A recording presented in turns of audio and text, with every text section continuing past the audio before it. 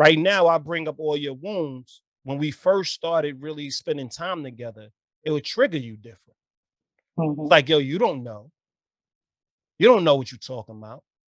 And I'm like, but I actually studied it. Like, so you think the only way you could experience something is through it happening to you, through physical. And I'm like, no, you can experience it through watching it. You could experience it through living through somebody else going through it. You could experience it through education. Like, why do we limit what experience is?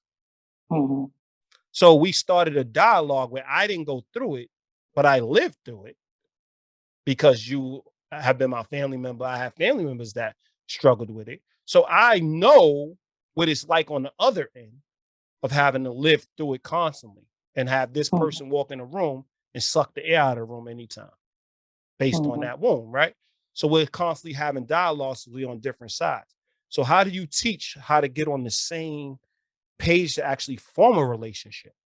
What would you say would be something that you can teach that's universal on getting on the same page when entering a relationship when both people have perspectives about a wound and you're trying to come together? Well, all of that is in the paperwork. That's not stuff that I'm speaking about just yet. Okay. Okay. So you're still trying to figure it out. You're still trying to put everything together and make sure the system is in The place. framework has to be in place, and then I actually have to, trademark it before I start going deep into the details of it. Okay. I can respect that. But I'm saying from your experience, how did you go about, like, now that you're in a place where you're healing and the other people, like you've been in a place where you weren't healed, how did that show up different where now you're connecting with people? How did it show up differently? You mean like, I mean more positively. How did you progress positively when connecting now? I didn't know what happiness was back then. I was exhausted. Every moment was being on a defense. Every moment was protecting self. Every moment was protecting self. And what happens, that's survival mode. What happens when you're in that space is every man for themselves, which is what we're seeing, constantly, universally right now. It's exhausting.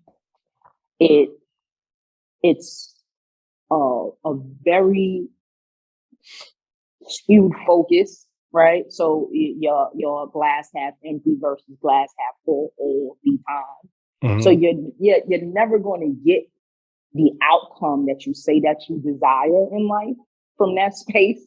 Because, definitely. We're in a space now where people are finally identifying and understanding that they have the power to create their reality. Your mind, whatever you focus the most attention on, can create the outcome of your desire, right?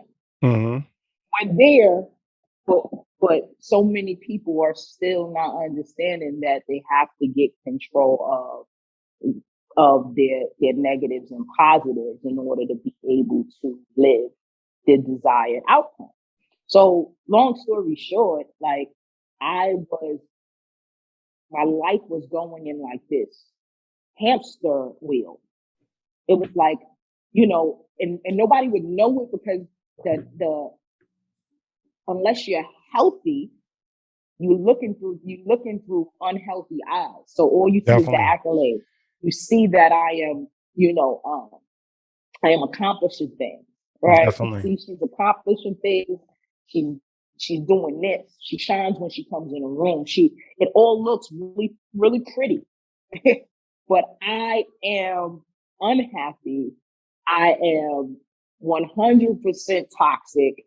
Like everybody around me at one point, I remember getting to a place before I knew I had the tools. I was already for years trying to get to a place of truly healing. I just didn't know how. So I would put my own little things together. Like I started going around. I gave my children, I gave my friends, my family members, like everybody, an opportunity to tell me things about myself. Okay.